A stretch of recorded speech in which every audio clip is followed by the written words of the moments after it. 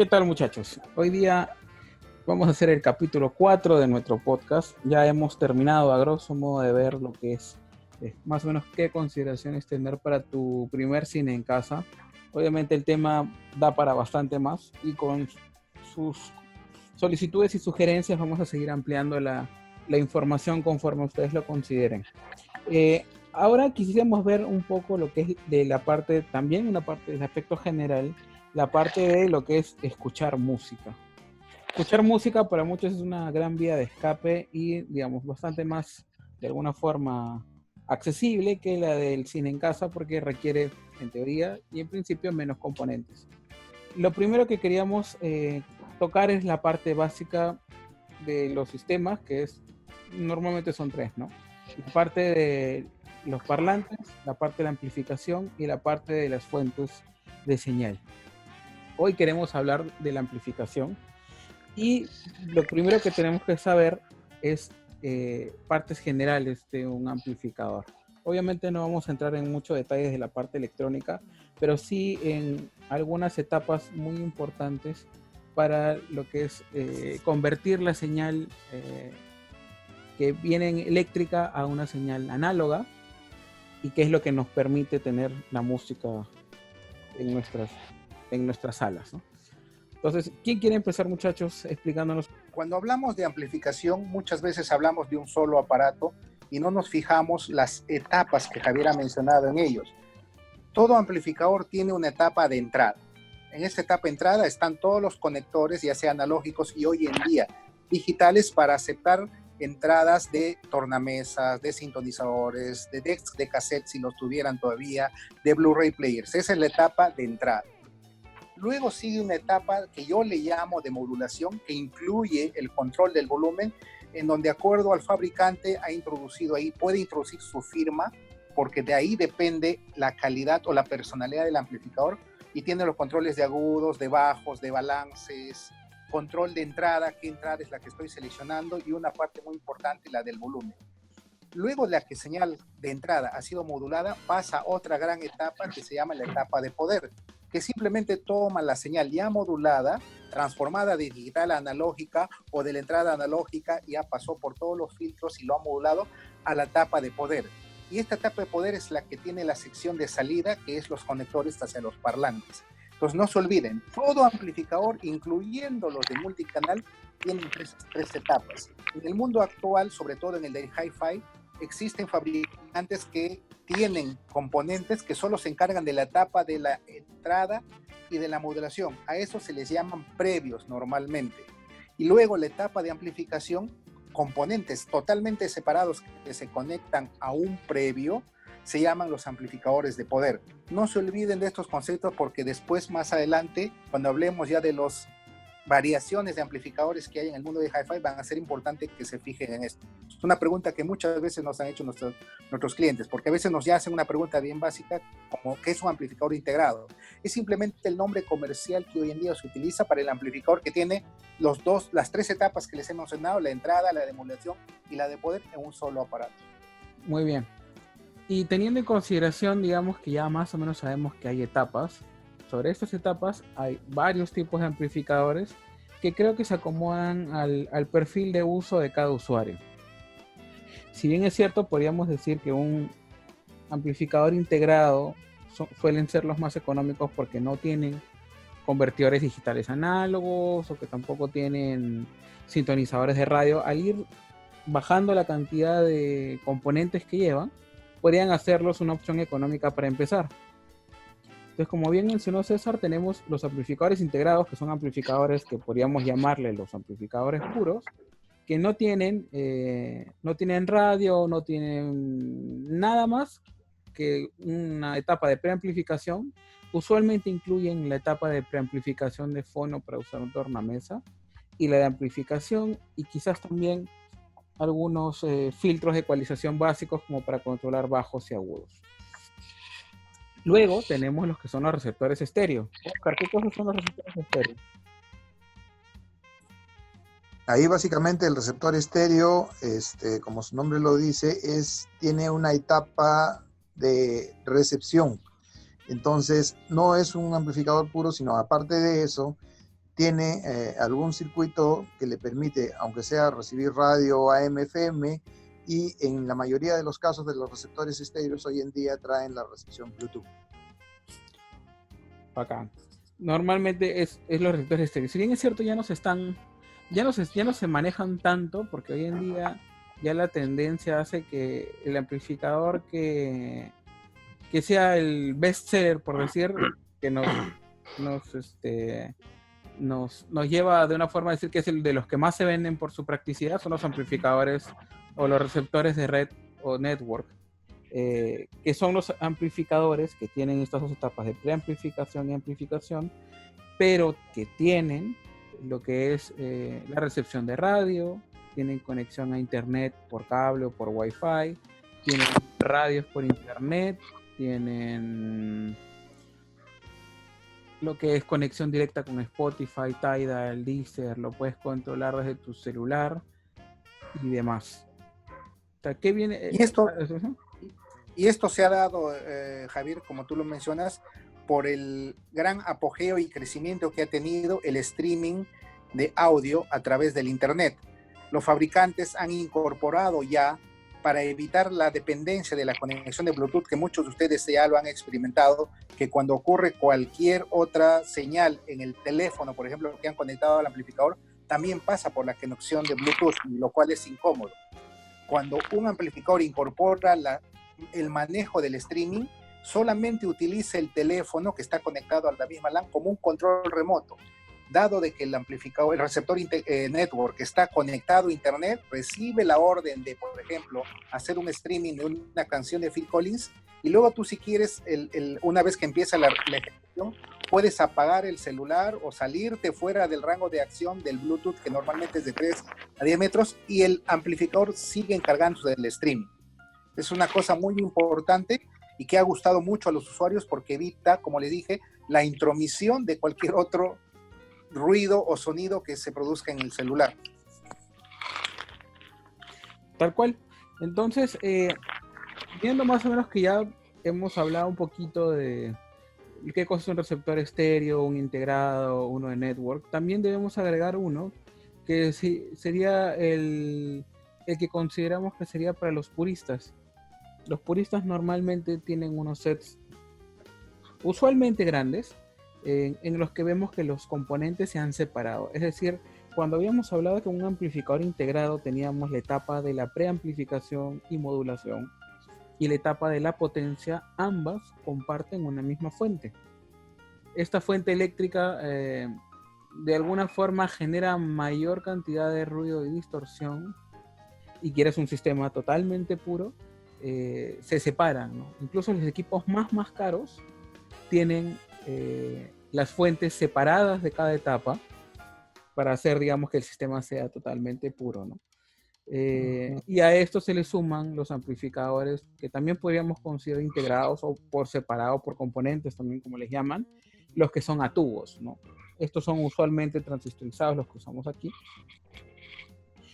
Y esos son los tipos de amplificadores. Ahora, sería interesante también hablar de los temas de las potencias, ¿no? ¿Qué potencias son las comunes? Porque de hecho me ha pasado, y sobre todo a ti también te ha pasado, Oscar, que viene un cliente y te pide un amplificador de 1500 watts. Hay gente que pide potencias así grandes y no saben exactamente cuánto es lo que realmente se necesita para una habitación.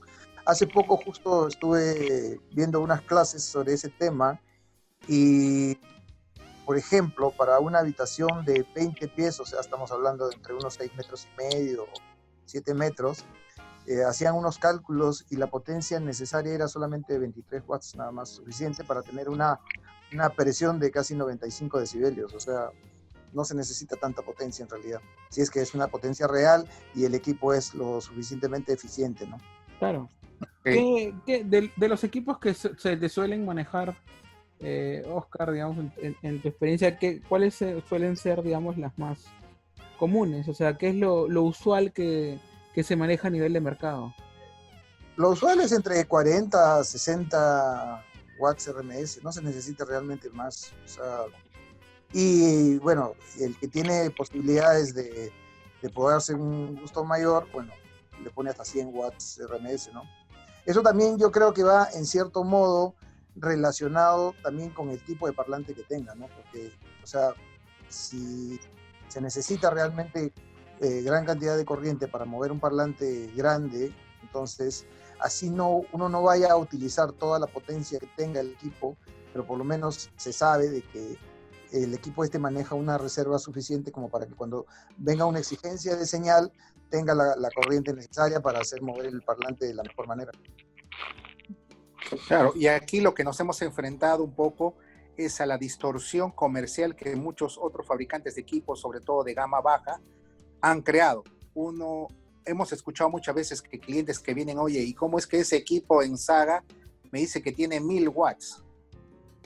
Y obviamente tenemos que aterrizar las cosas y poner la medida de potencia real, que es normalmente la RMS, como lo ha mencionado Oscar, es la que realmente nos da una medición uniforme a través de varios fabricantes, porque vaya uno a saber cómo ha creado su medida PMPO o cualquier cosa que llame el fabricante para llegar a 1000 o tantos watts de potencia, ¿no? Entonces, ese es un reto que tenemos nosotros como proveedores de ustedes de mostrarles cuál es la medida uniforme aceptada en el mundo de alta definición para poder hacer comparables los equipos. Claro, un punto bien interesante ahí es que en algún momento de investigación que tuve, he visto incluso equipos que ya no se atreven a poner, por ejemplo, la potencia en watts PMPO, que eso PMPO, para hacerlo en sencillo, implicaban un watt pico que podría reproducir el equipo en un determinado momento y ante condiciones a las que el equipo normalmente no llega. Usualmente cuando llegan a ese tipo de potencia se queman, es usual. Uh-huh. Y la otra es, ok, yo vi un equipo de esos caseros que suelen parecer una torrecita y decían, este equipo te da 1500 watts RMS. Entonces, yo empiezo a ver un poco, ¿no? Oye, ¿qué onda con este equipo? ¿Por qué es que puede darnos tanta potencia en teoría sin problemas? Pero empiezas a escudriñar el mismo manual del equipo. Y si, por ejemplo, tú tienes un amplificador, no sé, pues, imagínate que tenemos uno de los que manejamos en tienda, un Yamaha, un Marantz, un Cambridge, todos tienen niveles de distorsión armónica, que también vamos a ver en algún momento, tienen niveles de distorsión con niveles inferiores al 1%, que es lo decente y aceptable en un equipo. Y si bien es cierto, tú puedes ver equipos con 0.8, 0.08, bastante bajos en niveles de distorsión. Estos equipos te dan señales con distorsiones de hasta el 30-35% de la señal. Es decir, 35% de lo que escuchas es distorsión pura. Por eso es que pueden llegar a esos niveles de potencia en teoría, pero que nadie llegaría a eso, porque sí pasa, y lo he escuchado yo de varios clientes nuestros, es que cuando han estado en una reunión con algún equipo, digamos, que es de estas características, que prometen mucha potencia con niveles de distorsión bastante altos, se suelen cansar o se fatigan, ¿no? Y eso hace de alguna forma que los equipos ya no sean tan cómodos de usar, ¿no? Normalmente en un equipo de calidad estándar, de marca estándar, o sea, que prometa especificaciones por debajo del 1%, que sería lo normal, tú te puedes sentar a escuchar música por varias horas sin fatigar. Obviamente también es el tema de las parlantes y demás, y todos los componentes, ¿no? Pero finalmente tenemos que tener cuidado con las medidas que te dan y ver, obviamente, marcas que sean de buena calidad, revisar un poquito las especificaciones, y aún así, si no las conocieran, nosotros tenemos toda la chance de poder asesorarlos mejor en tienda o por nuestros canales en redes, en Facebook, en WhatsApp, y explicarles detalladamente todo lo que quieran saber para que la compra que hagan en algún momento sea la más informada, y sobre todo que no tengas ese problema de que cuando te has comprado un equipo medianamente caro y llegas a tu casa, de pronto le empiezas a ver todos los defectos porque no te informaste bien desde un inicio, ¿no? Ujú. Algo que también es importante, muchachos, recalcar es que la potencia de la que hablamos también es relativa a los parlantes que vayamos a emparejar con el amplificador, ¿no? Sobre todo por el tema de la impedancia, ¿no? Eso va a variar dependiendo, la potencia que vaya a entregar el amplificador va a variar dependiendo de los parlantes que le conectemos, y obviamente en las especificaciones, de acuerdo al modelo y fabricante, puede ser que el parlante sea estable pues a parlantes normalmente todos los amplificadores son estables a parlantes de 8 y 6 ohmios. Algunos van más allá y son también estables con parlantes de 4 ohmios o incluso con parlantes que podrían tener mucha más baja impedancia de 2 ohmios, ¿no? O 3 ohmios, ¿no? Entonces eso es algo, es una medida también hay que tenerlo en cuenta al momento de elegir el amplificador, ¿no? Como dijo Oscar, no se necesitan amplificadores con potencias exorbitantes, amplificadores de 60, 80 o 100 watts son lo común casi en todas las marcas. Es más que suficiente para la mayoría de parlantes que están en el mercado. Incluso para habitaciones más pequeñas, con parlantes no muy grandes o exigentes, hay amplificadores de 25, 35, 40 watts. Lo importante es saber con qué parlante lo van a emparejar, ¿no? Para más o menos escoger el amplificador adecuado, ¿no? En características. Ya en el tema ya de sonido, ya es si les gusta una marca u otra marca, ya es una cuestión de que soliciten una demostración, ¿no? Del amplificador para ver que, bueno, satisface las expectativas que tienen como clientes, ¿no? Okay. El concepto que tú has mencionado, Eduardo, de que la potencia depende del parlante es muy importante y es una pregunta que muchas veces nos han hecho. No quiero ponerlo en términos muy técnicos, pero imaginemos por un momento sí, claro, que el voltaje es la cantidad de agua, ¿ok? La impedancia es el diámetro del tubo y la velocidad del agua que fluye por ese tubo es la corriente. Esos son los conceptos eléctricos básicos que definen la potencia. Entonces, si tú agarras un parlante que va a representar el tubo, que tiene una impedancia de 8, y acá es inversa, 8 significa que el tubo es de un diámetro más pequeño. Eso quiere decir que para la cantidad de agua que es el voltaje, la corriente que va a pasar va a ser menor, porque a menor diámetro tiene un poquito más de dificultad de correr con velocidad del agua. Si tú aumentas el diámetro, y para llevarlo a términos de los parlantes, es de una impedancia menor, siendo el mismo voltaje que se entrega, al tener un diámetro mayor, la velocidad y cantidad de agua que va a circular es mayor. Potencia normalmente es voltaje por corriente. Entonces, si tú tienes para un mismo voltaje una corriente mayor porque hay menos dificultad para que el agua corra, la potencia entregada es mayor. Por eso es cuando ustedes revisan las especificaciones de un amplificador, los de Hi-Fi te ponen mucha información. Te dice potencia nominal con una impedancia de 8 ohmios de 100 watts. Mientras que si tú le pones un parlante de impedancia 4, la potencia puede llegar a 150 watts. Esa es la explicación que he tratado de hacerlo con la analogía del agua y los diámetros para que entiendan por qué la potencia varía cuando varía la impedancia del parlante que se conecta. Como lo dijo también Eduardo, no todos los amplificadores muestran no te dicen que aguantan parlantes de 4 ohmios. En realidad podrían aguantarlo, pero ya ahora que conocen que a menor impedancia va a haber más potencia, ustedes tienen que cuidar de no elevar sus amplificadores a volúmenes altos. Por eso es que si las especificaciones no lo dicen, es mejor que se apeguen en buen peruano a parlantes que el fabricante indica. Si te dicen que es para 8, ponle parlantes de 8 ohmios. Pero si ya tienes los parlantes, con un poco cuidado podrías utilizar todavía tu amplificador. Es un concepto que nosotros, dado que estamos en el negocio, lo conocemos muy de cerca. Para muchos clientes a veces se les hace un poco complicado de entender. Espero no haberlos confundido un poco más, pero traten de utilizar esa analogía. Pero hay que tener ahí un poco de cuidado siempre con eso, ¿no? O sea, porque si el amplificador nos dice, usualmente suelen decir sus especificaciones a 8 ohmios.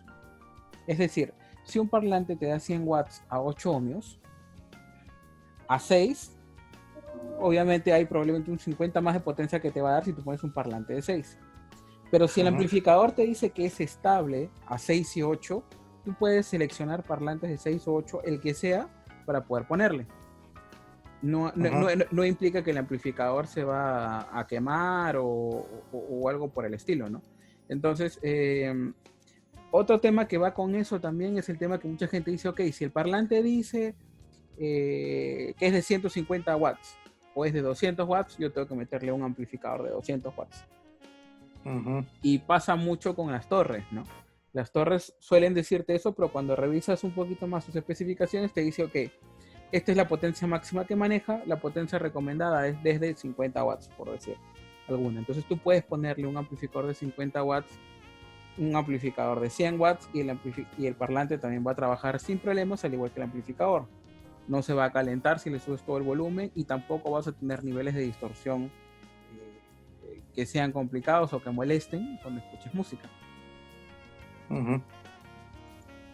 Cierto.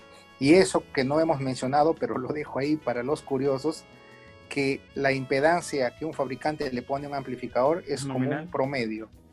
Porque en realidad, dependiendo de la frecuencia de la señal que esté ingresando, la impedancia puede variar desde cerca a los medio ohmio o un poco menos y puede llegar hasta 16, 20 ohmios. Es decir, es una impedancia dinámica dependiente de la frecuencia, pero la que te da el fabricante es, mira, esto está con un promedio de impedancia de 8 ohmios.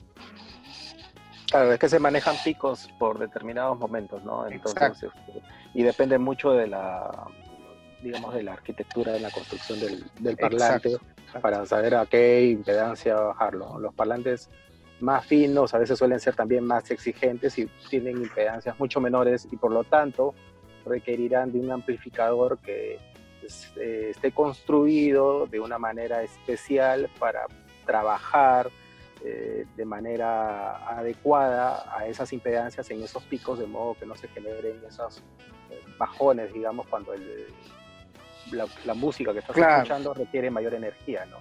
Y eso es algo que también quería hacer notar, y es que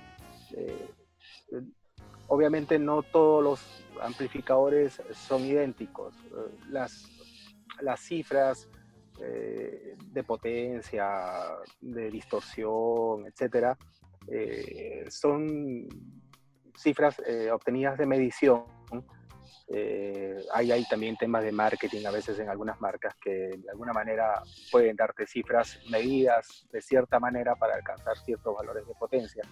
Pero lo que es importante es recalcar es que no todos son iguales, porque obviamente hay amplificadores que pueden ser económicos, tener 100 watts de potencia, y amplificadores muy, muy caros y también tener 100 o menos watts de potencia. ¿Dónde está la diferencia, no? Y la diferencia está en la forma como se ha construido el amplificador, en su arquitectura, en la calidad de los componentes. Algunos son hechos de manera mucho más masiva, otros son hechos prácticamente a mano, ¿no? Entonces eso hace también que sea un producto mucho más caro. Tienen acabados más finos, quizás. Claro, el acabado no va a sumar necesariamente a la calidad del sonido, pero va de acuerdo a la calidad del producto, y por lo tanto se espera de él, y eso sucede en la mayoría de los casos, una mejor calidad de sonido. Y obviamente lo que aquí tenemos que buscar es, como usuarios, ¿no? Yo lo digo como usuario, siempre es un equilibrio, ¿no? Entre la calidad del amplificador que yo selecciono para mi sistema con la calidad de los parlantes que tengo, ¿no? De nada me sirve tener un amplificador muy, muy fino, muy bueno, muy exquisito, si los parlantes de repente no están dando la talla, ¿no? Para ese amplificador, o viceversa, ¿no? Tengo parlantes demasiado buenos y el amplificador es un amplificador muy modesto porque solamente me fijé en que eran 100 watts lo que necesitaba, y quizás no están dando la calidad que los parlantes requieren para tener un sistema bien equilibrado. Entonces ahí es donde se tiene que jugar un poco, y eso obviamente tiene que ver también con el tema de presupuesto, ¿no? Hay una regla muy conocida en el mundo del hi-fi que habla del 60-40, el 70-30, que se refiere a que la mayor cantidad del 60 o 70% de tu presupuesto debería ir hacia los parlantes y un 30 o 40% hacia el amplificador, ¿no? Es una regla muy, digamos, utilizada empíricamente. Lo que se busca, la regla no es exacta, no es precisa, no se quiere que sea precisa, lo que se busca es de alguna manera decir, no te dispares en el presupuesto de un componente descuidando el otro, ¿no? O sea, tiene que haber un un equilibrio, ¿no? Para que tu sistema pues tenga una calidad modesta y no haya un eslabón muy débil en la cadena. Eduardo, una consulta sobre esto que acabas de decir, para que lo tengan claro también los clientes. Si siguiéramos esta regla, por ejemplo, el caso de un usuario que tenga un parlante, el focal Sopra, que te vale 15.000, ¿tendrías que ponerle, para que esté acorde, un amplificador de 10.000? Podrías ponerle un amplificador de 7, 8.000, ¿no? Ya yo creo que a ciertos niveles, ahora, ahí vamos a otra parte también que es importante, ¿no? Y es que se habla también mucho que no solamente es de la electrónica, sino también de muchas cosas que se consumen en el mundo, ¿no? Y es los rendimientos decrecientes, ¿no? Y es que a ciertos niveles también, o sea, de repente saltar de un amplificador de $5.000 a uno de 7.000 o uno de 10.000, las diferencias quizás no sean muchas, ¿no? O sea, ahí va a depender mucho del conocimiento del cliente acerca de sus parlantes, acerca de su sala, acerca de la electrónica, acerca de cómo él percibe el sonido, porque si no, de repente yo le pongo un amplificador y unos parlantes muy, como tú dices, unos parlantes de 10.000 o 15.000 con un amplificador de 7.000 o 8.000 a alguien y de repente no note mucho la diferencia versus un sistema que en general te cuesta $1.000 o $1.500. O sea, va a depender mucho del conocimiento, ¿no? Y eso se va adquiriendo, ¿no? Para alguien que recién empieza, quizás esos no son los sistemas muy adecuados, pero como te decía, o sea, va más allá de si es o no es realmente el amplificador adecuado. Hay marcas también, ¿no? O sea, hay que ver, ¿no? ¿Cuál es la marca? Podrían haber marcas que te entregan mucho más, muchas más prestaciones, mucha más calidad por menor precio. Siempre le hemos dicho, ¿no? Una de las partes importantes de un sistema siempre son los parlantes, ¿no?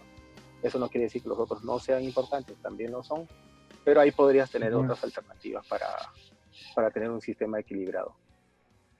La analogía que siempre hemos manejado para este tipo de cosas es la analogía de los carros, ¿no? Sí, o sea, claro. Hay sí, muchos sí. carros que, no sé, pues si queremos hablar de marcas, no sé si se puede hablar de marcas igual. Si agarramos un carro económico de Toyota, que sería un Yaris, por ejemplo, el Yaris puede llegar a 100 km por hora, normal. Si agarras un Audi, el Audi también llega a 100 km por hora, y si quieres agarrar un Ferrari, el Ferrari también llega a 100 km por hora. Los tres tienen 4 ruedas, los tres tienen motores distintos, pero los tres podrían llegar a darte el mismo fin, que es trasladarte de un punto A a un punto B. Lo mismo pasa con la música. Lo mismo te van a reproducir la música y los dos te van a hacer escuchar algo. ¿Cómo es que te la van a hacer escuchar? Eso sí va a variar. O sea, si agarras claro, la experiencia. El más económico probablemente te puede sonar bastante más menos dinámico, por decirlo así, porque hablamos de un tema de corriente.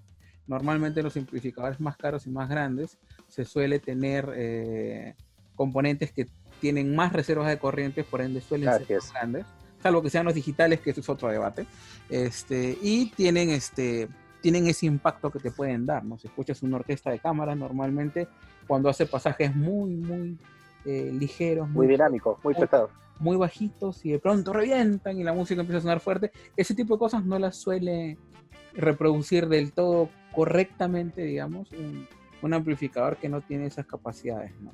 Y eso creo que es un tema que da para horas y horas de debate. Para largo. Sí, claro, por supuesto. Sí.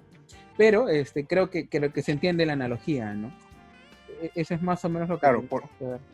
Solamente como Javier lo mencionó, estos son pinceladas iniciales, conceptos generales, para que ustedes, amigos, vayan conociendo un poco más de lo que hay. Hoy día nos tocó lo de la amplificación, como lo mencionó, pero en próximos podcasts va a haber mucho más conversación al respecto, y en algún futuro llegaremos ya a detalles más específicos. Claro, sería bueno de todas maneras pedirles a la gente que nos escucha o que nos ve por YouTube, que nos dejen sus comentarios y sus preguntas, ¿no? Porque sus preguntas.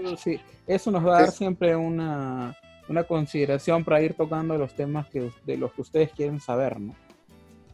Así es. Entonces, creo que hasta ahí llegamos, muchachos. Hoy ya nos estaríamos viendo para hablar de los parlantes propiamente, que sería ya en el siguiente capítulo del podcast. Nos estamos viendo, perfecto. Entonces. Cuídense. Chau. Sí, Nos vemos. gracias. Chao. Chao, Chau, chau. muchachos.